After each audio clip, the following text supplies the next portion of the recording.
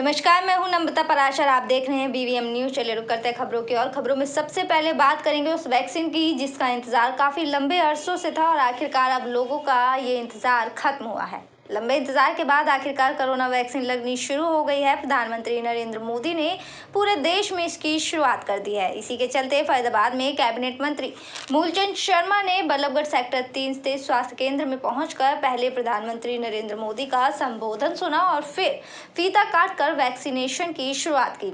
इस मौके पर उनके साथ सीएमओ समेत तमाम मेडिकल ऑफिसर और अधिकारी मौजूद रहे।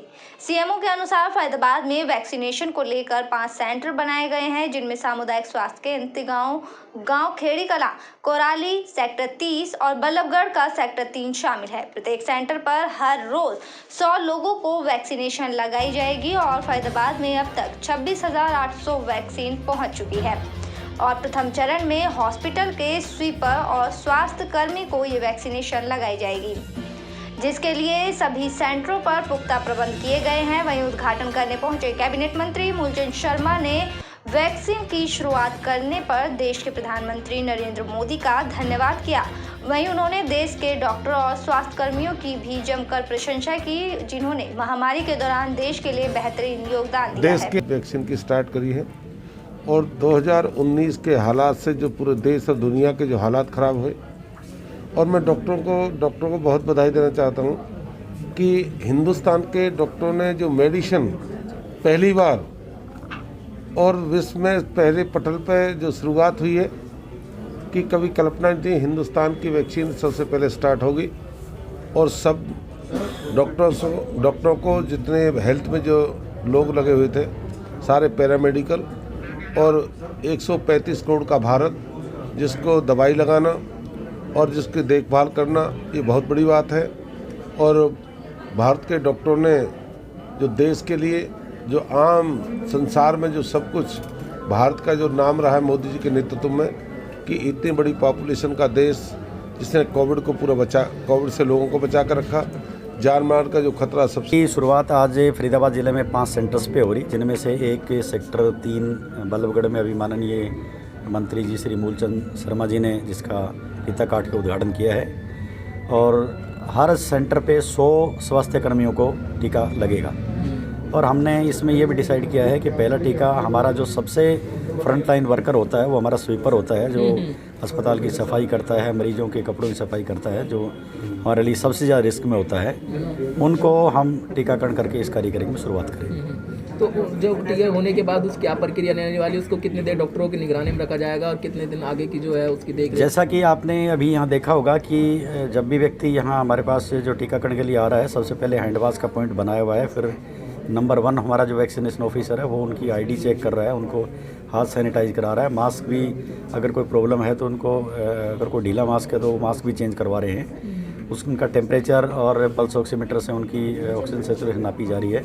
उसके बाद वेटिंग रूम बहुत सुंदर हमने उनके लिए बनाया है। फिर एक एक करके वो टीकाकरण करवाने के लिए अंदर जाएंगे, जिसमें एक टीकाकरण करने वाला ऑफिसर और उनकी आईडी कंप्यूटर से। करता अगली खबर की ओर। हरियाणा सरकार पर वादा खिलाफी का आरोप लगाते हुए अपनी मांगों को लेकर नगर निगम कमिश्नर कार्यालय पर निगम के कर्मचारियों ने झाड़ू प्रदर्शन करते हुए गृह मंत्री अनिल विज के नाम ज्ञापन सौंपा और चेतावनी दी कि यदि उनकी मांगों को जल्द नहीं माना गया तो वो बड़ा आंदोलन करने पर मजबूर होंगे, जिसके लिए सरकार जिम्मेदार होगी। दिखाई दे रही ये तस्वीरें फरीदाबाद नगर निगम मुख्यालय की है, जहां पर निगम के सफाई कर्मचारियों ने अपनी मांगों को लेकर निगम कार्यालय के अंदर कमिश्नर ऑफिस के बाहर उल्टी झाड़ू करके जोरदार प्रदर्शन किया। इस मौके पर कर्मचारियों ने सरकार विरोधी नारेबाजी भी की और सरकार पर वादा खिलाफी का आरोप लगाते हुए गृह मंत्री अनिल विज के नाम कमिश्नर की अनुपस्थिति में उनकी पीए को ज्ञापन सौंपा। इस मौके पर कर्मचारी नेता नरेश शास्त्री ने कहा कि पूरे प्रदेश के सभी पालिका परिषदों और निगमों के 42,000 कर्मचारी आयुक्त कार्यालयों पर जोरदार प्रदर्शन कर रहे हैं। प्रदेश के सभी पालिका परिषद और निगमों के 42,000 कर्मचारी सभी 22 जिलों में, जो नगर निगम के 10 निगम आयुक्त हैं और 12 जो है डीएमसी यानी कि पालिका परिषद के जो आयुक्त हैं, उनके कार्यालयों पर हम आज प्रदर्शन कर रहे हैं। हरियाणा सरकार के जो मंत्री हैं शहरी स्थानीय निकाय विभाग के अनिल विज, उनके साथ में हमारी 25 अप्रैल और 17 अगस्त को 2 दौर की वार्ता हुई थी। उन वार्ताओं में मंत्री जी ने ये माना था कि वो कोरोना से मौत होने पर कर्मचारी के आश्रित को 50 लाख रुपए राशि देंगे, 4,000 रुपया जोखिम भत्ता देंगे और नए पद सृजित करके पक्की भर्ती करेंगे और ठेका प्रथा को समाप्त कर सभी कर्मचारियों को विभाग के रोल पर करेंगे। इसके अलावा प्रमोशन का, एसीपी का सवाल था, समान काम समान वेतन की मांग पर भी उन्होंने सहमति जताई थी। जो फायर ब्रिगेड के कर्मचारी हैं 1368, उनको 2266 जो सृजित पद है उन पर समायोजित करेंगे और पक्के कर्मचारियों को बगैर शर्त के एसीपी स्केल और प्रमोशन का लाभ देंगे। इस पर हमारी मंत्री से सहमति बनी थी। एक भी पत्र हमारा जारी नहीं किया और अब सरकार ने कोरोना में हमने काम किया, हमारा डीए बंद कर दिया और नंबर 2 जो है प्री मैच्योर रिटायरमेंट के आर्डर कर दिए जबरन, अब हमें रिटायर किया जाएगा। ये सरकार ने हमें तोहफा दिया है, इन आदेशों को सरकार वापस ले और अन्यथा हम आंदोलन को तेज करेंगे। अगला अब हमारा जो आंदोलन का चरण है वो सभी प्रदेश के मंत्रियों के घरों पर जाकर के हम 4 फरवरी को प्रदर्शन करके मुख्यमंत्री के नाम ज्ञापन देंगे और उनसे अपील करेंगे कि वो हस्तक्षेप करके हमारी मांगों का समाधान कराएं। अगर नहीं करवाया गया तो उसके बाद फिर चलिए बढ़ते अगली खबर की ओर। कोविड-19 वायरस और वायु प्रदूषण से होने वाले हानिकारक प्रभाव को ध्यान में रखते हुए मानव जीवन एवं पर्यावरण को किस प्रकार सुरक्षित और बेहतर बनाया जा सकता है, इस दिशा में ऐतिहासिक पहल करते हुए एलोफिक इंडस्ट्री फरीदाबाद, IIT जम्मू एवं श्री विश्वकर्मा कौशल विश्वविद्यालय पलवल ने फरीदाबाद में क्लीन एयर टावर लॉन्च किया है। ये टावर पॉल्यूटेड एयर को क्लीन एयर में कन्वर्ट करने का काम करेगा, जिससे साफ स्वच्छ हवा मिल सकेगी और बेहतर पर्यावरण का निर्माण हो सकेगा। दिखाई दे रही ये तस्वीरें फरीदाबाद की एलोफिक इंडस्ट्री परिसर की है, जहां एलोफिक इंडस्ट्री के अध्यक्ष MB सहानी, SVSU के कुलगुरु राज नेहरू एवं IIT जम्मू के निदेशक MS गौर के द्वारा ये प्रस्ताव सामने आया है। जो हम बाकी एनवायरनमेंट में देते हैं और ये इसमें एक खासियत जो रखी है हमने, वह इसमें वाटर कर्टन आपने देखा होगा। जो वाटर कर्टन है वो जो प्योरिटीज़ हवा में वैसे रहती हैं, उन प्योरिटीज़ को वहीं पर वो वॉश डाउन कर देता है और उससे क्या है कि जो आपकी प्योरिटी है वो एक तो बढ़ती है और जो आपके अंदर फिल्टर्स लगाए हैं हमने जिससे कि प्योरीफाई करते हैं, उसकी लाइफ में बहुत फ़र्क पड़ता है।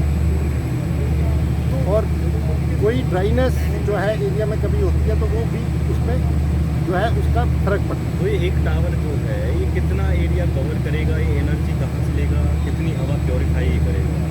ये जो है ये 10,000 क्यूबिक फीट पर मिनट जो है इसकी कैपेसिटी है प्योरीफाई करने की। और जो हमने अभी तक डिज़ाइन करते टाइम देखा है 300 मीटर तक रेडियस में ये जो है इसकी सक्शन और थ्रोइंग कैपेबिलिटी है। अभी क्योंकि ये प्रोटोटाइप है, इसका आगे हम और आविष्कार मतलब और जो है इसका एनालिसिस करेंगे, डेटा इकट्ठा होगा, डाउन विंड, अप विंड, उन चीज़ों के फैक्टर आएंगे तो उससे और एनालिसिस मिलेगा। लेकिन डिज़ाइन के स्टिल कंडीशंस में हमने इसको अभी जो किया है जिसको हम लैब कंडीशन बोलते हैं, उसके मुताबिक अप टू 300 मीटर इसकी सक्शन और थ्रोइंग कैपेबिलिटी है। इस तरह के टावर तो ऑलरेडी देश में कई जगह हैं, तो इसमें ऐसा क्या खास है? हाँ, इसमें आप 3-4 चीज़ें इसमें खास देखेंगे। अच्छा प्रदर्शन वो करेगा और जितना अच्छा रिसर्च मिल पाएगा, बहुत सारे एनालिसिस IIT जम्मू में खास इधर ज़्यादा से ज़्यादा हुआ था। और अभी ये जैसा श्री राज नेहरू सर और एलोफिक इंडस्ट्रीज़ ने बोला था, ये एक सबसे बढ़िया कदम है जो आत्मनिर्भर स्कीम के द्वारा जो देश को आगे बढ़ाने के लिए। और इसके आगे जो चीज़ है हम इसको क्वांटिफिकेशन में हमारा सारे कोशिश लगाते हैं और सारे जो एफर्ट्स हैं how good it is so that like ये दूसरे जो इंटरनेशनल कंपनीज़ में और उनकी जो ब्रांड है और उनके मुकाबला में कितना दूर तक हम लोग कहाँ तक पहुँच गया और कितना और हासिल क्या क्या करना है और उससे बेहतर चीज़ बनाने के लिए क्या क्या कोशिश डालना पड़ेगा, वो सारी चीज़ हमने मतलब आगे एफर्ट्स में डालेंगे। कितना समय लगा आपको इस चीज़ को डिज़ाइन करने में? इस चीज़ में डिज़ाइन के लिए फॉर द पास्ट 6 मंथ्स, जब तक ये कोरोना का ब्रेकडाउन था, मतलब पूरा दुनिया जब बंद था, उस टाइम हमारा काफ़ी एफर्ट है और स्टूडेंट कम्युनिटी काफ़ी घर में ही बंद पड़ा था और हमारा काम भी काफ़ी रुका हुआ था, but that didn't stop us from working. So काफ़ी हमारा काम है सिमुलेशन बेसिस और डिज़ाइन एनालिसिस बेसिस सारी घर में बैठ के कर सकते हैं, और उसमें काफ़ी अच्छा प्रदर्शन हुआ था और अच्छा रिजल्ट भी मिला था। और वो जो रिजल्ट्स हैं उसको वैलिडेट करने के लिए हमने LOFI के साथ कोलैबोरेट किया, और उनके साथ जब वो रिजल्ट्स बेहतरीन रिजल्ट्स देने शुरू लगा, उनका भी एक अच्छा कॉन्फिडेंस गेन हुआ था, और उसके दौरान से हम लोग ये प्रोटोटाइप बनाया था। और जो प्रोटोटाइप अभी तक बनाया था वो उसका जैसा आप देख रहे हैं उसका जो परफॉर्मेंस भी काफ़ी कुछ अच्छा है, क्योंकि जब मॉक शुरू हुआ अभी तो देखा होगा PM value somewhere around 400, so somewhere it started around 600। The performance is good. अगला स्टेप लाइक व्हाट नेक्स्ट है, उसको वैलिडेशन करने के लिए हमको ये पता होना चाहिए उसका एफिशिएंट डायमीटर और फंक्शनिंग कितना तो और कहाँ तक वो जा रहा है, ताकि उस हिसाब से मतलब शहर में कई जगहों से जो लगाते हैं वो कितना टवर्स लगाना पड़ेगा। NIT फरीदाबाद की संजय कॉलोनी में चोरों ने एक दुकान को निशाना बनाते हुए उसका शटर तोड़कर उसके अंदर रखे कैश पर हाथ साफ कर दिया। पीड़ित दुकानदार के मुताबिक घटना 4-5 दिन पहले की है। घटना को अंजाम देने वाले चोरों की तस्वीरें वहां पर लगे CCTV कैमरे में कैद हुई है, जिसके बाद उसे घटना की सूचना संजय कॉलोनी पुलिस चौकी में जाकर दी। इस मामले की सारी जानकारी उसने पुलिस चौकी में जाकर दी है, लेकिन 4-5 दिन बीत जाने के बाद भी पुलिस ने उसकी शिकायत पर कोई कार्यवाही नहीं की है। CCTV में कैद ये तस्वीरें NIT फरीदाबाद की संजय कॉलोनी की है। बता दें कि संजय कॉलोनी में स्थित एक दुकान में बीते 4-5 दिन पहले चोरों ने दुकान का शटर तोड़कर उसमें रखे कैश पर हाथ साफ कर दिया, जिसकी तस्वीरें वहां लगे CCTV कैमरे में कैद हुई थी। पीड़ित दुकानदार के मुताबिक उसे सुबह उसके सामने रहने वाले अंकल ने फोन करके सूचना दी कि उसकी दुकान में चोरी हो गई है, जिसके बाद जब दुकानदार मौके पर पहुंचा तो दुकान का शटर टूटा हुआ पाया और दुकान के अंदर रखा कैश गायब था। वहीं इस मामले में पुलिस का कहना है कि उन्होंने इस मामले में पीड़ित के बयान पर मामला दर्ज कर लिया है और आगे की कार्यवाही शुरू कर दी है। क्या नाम है सर आपका? महेंद्र नाम है मेरा। महेंद्र जी, चोरों ने चोरी की वारदात को अंजाम दिया है, क्या है पूरा मामला? जी मामला ऐसा है कि मैं रात के टाइम पे शॉप बंद करके नहीं और घर जा रहा था। घर जाते टाइम में ताला वाला सब कुछ मैंने डाल दिया था। उसके बाद जाकर नहीं, इसमें जो चेंज थी वो मैं यहीं छोड़ गया था। चेंज में कहाँ घर लेके जाऊँगा, कोई 10-10 की नोट की गड्डी थी। वो सामने डेयरी वाले ने मेरे को चेंज दी थी उसी दिन। बाद बाकी के जो नोट थे 500-500 के 100-100 के वो तो मैं घर ले गया। अब चोरों ने क्या रैकी करी है, कैसे करी है, पहले जो उन्होंने क्या देखा क्या नहीं देखा, उसके बाद करीब 2:15 पे उन्होंने आकर नहीं शटर का ताला अपने कुछ लेके आया, खर्ची वर्सी सी, और जो मोड़ने का जो भी सामान है। रात को 2:12 पे उन्होंने शटर का पहले एक बंदा आया, उसने शटर उठाया, उससे नहीं उठाया, फिर तीनों बंदों ने रोड का या कर्सी कुछ लगाया, उन्होंने टेढ़ा कर दिया पूरा। कैसे पता चला आपको कि 3 बंदे थे, कैसे पता चला? मैंने यो हमारे पड़ोस की जो स्टील वाला है उसके कैमरे की फुटेज निकलवाई है, उसमें 3 बंदे उधर से आते हुए दिख रहे हैं और इस शटर का ताला तोड़ते हुए दिख रहे हैं। तो ठीक है, पुलिस ने CCTV कैमरे की मदद ली अब तक? पुलिस तो कोई कार्रवाई नहीं कर रही है। पुलिस के पास मेरे को 5 दिन हो गए चक्कर काटते काटते, कभी कहते हैं कि जी कल आना, कभी कहते हैं 2 घंटे बाद आना। मैंने उनको कहा भाई मैं बिजनेसमैन आदमी हूँ, मैं अपनी दुकान देखूँ, मैं चौकी में ही बैठा रहूँगा। ठीक है, CCTV कैमरे जो वायरल हो रहे हैं इसमें चोर क्लियर दिख रहे हैं, तो पुलिस ने कोई कार्रवाई नहीं करी। कौन सी चौकी लगती है? ये संजय कॉलोनी, ये अपनी संजय कॉलोनी की गोची चौकी लगती है। पुलिस वाले तो कोई कार्रवाई नहीं करते। उस दिन मैंने पुलिस वालों को फ़ोन करा सुबह। कितना नुकसान हुआ है स्टोर में, अगर नुकसान की बात की जाए? नुकसान तो ये है कि 8,000 रुपये कुछ कैश थे और बाद बाकी के 2-3 हज़ार 1,000 के परफ्यूम, मतलब 10-11 हज़ार के समथिंग ले गए। चौकी में मैंने उस दिन फ़ोन करा था सुबह के टाइम पे, क्योंकि हमारे जो सामने वाले अंकल है वो दूध लेने के लिए समन्वय है अनुसंधान के क्षेत्र में, रिसर्च के क्षेत्र में। हमारे देश में इस चीज़ को बढ़ावा देने के लिए विश्वकर्मा कौशल विश्वविद्यालय तथा IIT जम्मू और एलोफिक इंडस्ट्री ने मिलकर पहली बार एक पर्यावरण के क्षेत्र में अनुसंधान को, रिसर्च को बढ़ावा देने की एक पहल की है। और उस पहल का जो फोकस एरिया था वो था कि जो हमने कोरोना काल में भी देखा और उससे पहले भी हम देख रहे थे कि जो एयर की क्वालिटी है, उस एयर की क्वालिटी की ख़राब होने के कारण से लोगों की हेल्थ इश्यूज़ दिन प्रतिदिन बढ़ते जा रही हैं। और कोरोना काल में भी हमें इस चीज़ के बारे में बहुत ज़्यादा अवगत कराया।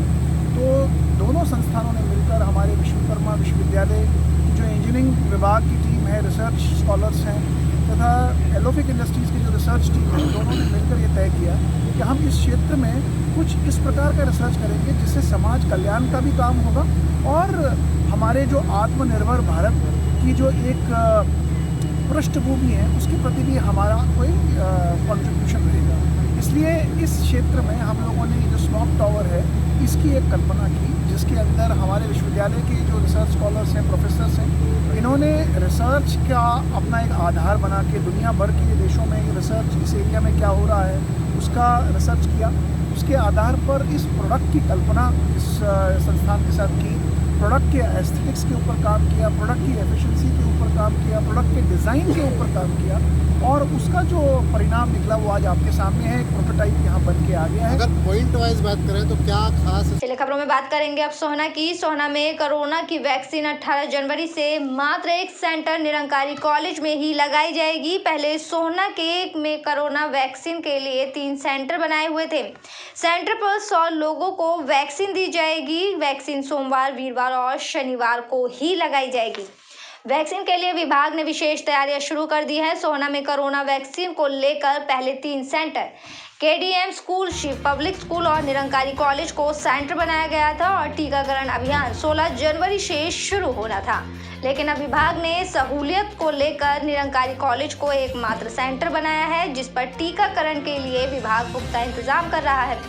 सप्ताह के सोमवार, वीरवार और शनिवार को वैक्सीन दी जाएगी। सेंटर पर 5 से अधिक स्टाफ कर्मी मौजूद होंगे। टीका लगने के बाद आधे घंटे तक मरीज को सेंटर पर रखा जाएगा ताकि दवाई का कोई साइड इफेक्ट होने पर उसे तुरंत मेडिसिन दी जा सके। आज माननीय प्रधानमंत्री जी ने सभी राज्यों में लॉन्च कर रहे हैं और गुड़गांव जिले में 6 सेंटरों में लॉन्च की जा रही है, जो कि शहरी क्षेत्र हैं सभी। और हमारे यहाँ सोहना में 18 जनवरी से स्टार्ट होगी और निरंकारी कॉलेज जो कि तिरुपति कॉलोनी में वहाँ से लॉन्च करेंगे हम। और उस दिन एक सेंटर पे 100 लोगों को वैक्सीन लगाई जाएगी। सर, जो 3 सेंटर बनाए थे, जैसे अब एक सेंटर से ही किस तरह शुरुआत की जा रही है? अभी हम पहले एक सेंटर से शुरुआत कर रहे हैं और इस पे हम वीक में 3 दिन लगाएंगे, सोमवार, वीरवार और शनिवार। और उसके बाद सर करीब कितने, सबसे पहले किसको लिया जाएगा इसमें? इसमें हेल्थ केयर वर्कर्स को पहले लिया जाएगा। करीब कितने हैं यहाँ पर सर? हमारे यहाँ पर जो भी आसपास के हैं, जो सिविल हॉस्पिटल सोहना, आसपास जो प्राथमिक स्वास्थ्य केंद्र हैं, उनके जो हेल्थ केयर वर्कर्स हैं और प्राइवेट हॉस्पिटल्स के हैं, जिनके सबके डाटाबेस तैयार हैं और ये जो है उनके पास ऑटोमेटिक नंबर आएंगे, SMS आएंगे उनके मोबाइल्स पे और वो अपने जहाँ भी उनका स्टेशन आएगा वहाँ। चलिए खबरों में बात करेंगे अब साइबर सिटी गुरुग्राम की और बात करेंगे उस सिरफिरे आशिक की जिसने अपनी माशूका का कत्ल कर दिया और फिर वहां से फरार हो गया। साइबर सिटी गुरुग्राम पुलिस ने एक ऐसे आशिक को गिरफ्तार किया है जो अपनी 25 वर्षीय माशूका की हत्या कर फरार हो गया था और पुलिस से बचता छिप रहा था। आखिरकार पुलिस ने हत्यारे को पालम विहार से गिरफ्तार कर लिया है और इस पूरे मामले का खुलासा भी किया है। गुरुग्राम पुलिस के मुताबिक 5 दिन पहले गुरुग्राम के बसई एनक्लेव में 25 साल की युवती का शव बरामद हुआ था। युवती के भाई ने पुलिस को शिकायत में बताया था कि इसकी बहन की शादी करीब 9 साल पहले हुई थी और आपसी मनमुटाव होने के कारण करीब 5 महीने से पति पत्नी अलग रह रहे थे और इनके 3 बच्चे हैं जिनका पालन पोषण मृतक की मां कर रही थी। करीब 2 महीने से इसकी बहन गांव बसई में किराए के मकान पर अकेली रह रही थी और गुरुग्राम में एक अस्पताल में साफ सफाई का काम कर रही थी। घर वालों ने जब लड़की से संपर्क करना चाहा और फोन से संपर्क नहीं हुआ तो घर वाले जब लड़की के घर उससे मिलने पहुंचे तो मेन गेट पर ताला लगा हुआ पाया। तब ताला तोड़कर देखा तो लड़की का मृत शरीर फर्श पर पड़ा हुआ था और इस मामले की जानकारी घर वालों ने पुलिस को दी। पुलिस ने मामला दर्ज कर आगे की कार्यवाही शुरू कर दी है। फैसला करके बताया करो। ये दिनांक 10/1/2021 को एक डेड बॉडी एक लड़की की सेक्टर 10 के इलाके में मिली थी बसई इंक्लेव में, जिसके संबंध में उसके भाई ने शिकायत दी थी कि मेरी बहन शादीशुदा थी पहले और बहादुरगढ़ में किसी युवक से और उसको 3 बच्चे हैं। अब उसके साथ उसकी अनबन चल रही थी और अब वो किसी लड़के के साथ यहाँ बसई इंक्लेव में वो 2 महीने से किराए पे रह रही थी और लिव इन रिलेशनशिप में रह रही थी।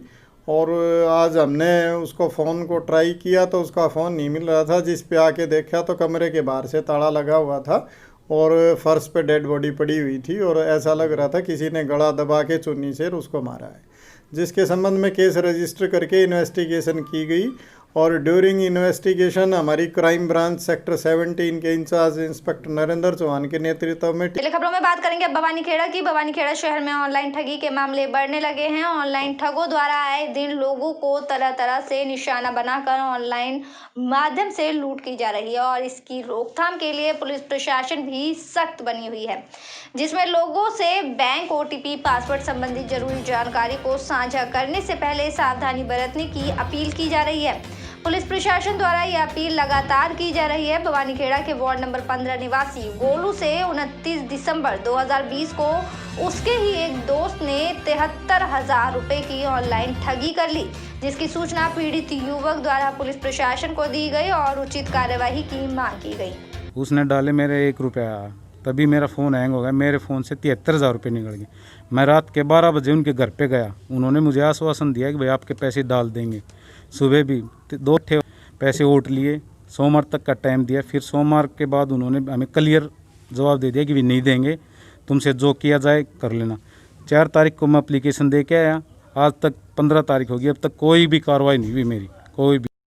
साइबर क्राइम लोगों को ठगी का अलग अलग धंधा बना रखा है।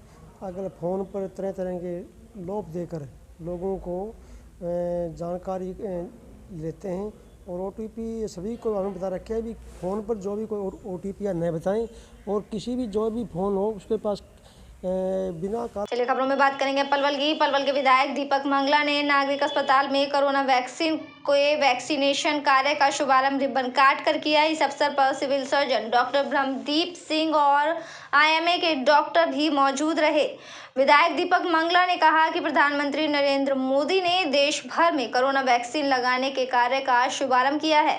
पलवल जिले में भी वैक्सीन लगाने का कार्य शुरू कर दिया गया है। पलवल जिले में 5 टीकाकरण केंद्र ये वैक्सीनेशन लगाई जाएगी और प्रतिदिन 100 लोगों को वैक्सीन लगाई जाएगी, जिसमें डॉक्टर, स्वास्थ्यकर्मी भी शामिल होंगे। साथ ही साथ सफाई कर्मचारियों को भी ये वैक्सीन लगाई जाएगी और वैक्सीन लगाने के बाद व्यक्ति को आधे घंटे तक ऑब्जर्वेशन रूम में रखा जाएगा। दीपक मंगला ने कहा कि देश के वैज्ञानिकों और डॉक्टरों ने अपनी कड़ी मेहनत से कोरोना वैक्सीन बनाई है, जो पूरी तरह से कारगर है।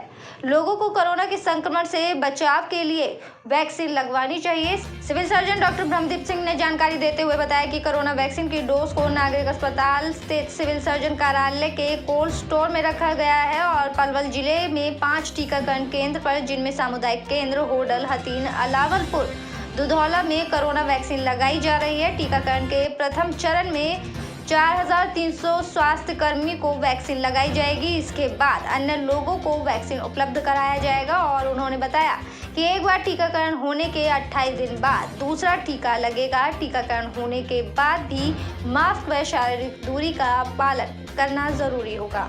जिले के अंदर 5 स्थानों पर ये वैक्सीन का कार्यक्रम शुरू किया गया है और जिनके अंदर मुख्यतः सिविल हॉस्पिटल पलवल, अलावलपुर, होडल, हथीन और दुधौला के अंदर सभी जगह पर 100 स्वास्थ्य विभाग के जो फ्रंटलाइन वर्कर्स हैं उनको वैक्सीन लगाई जा रही है।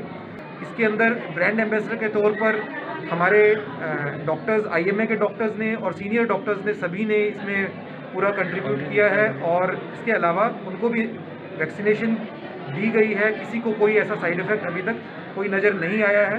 तो मैं कहना चाहूँगा कि वैक्सीन को बहुत सोच समझकर, लॉजिस्टिक्स पूरी देखकर, कोल्ड चेन मेंटेन करके और उसके अलावा पूरी रिसर्च एंड टेक्नोलॉजी। मेरे साथ खबरों में फिलहाल इतना ही। आप बने रहिए BVM न्यूज़ के साथ। फिलहाल मुझे दीजिए इजाज़त। नमस्कार।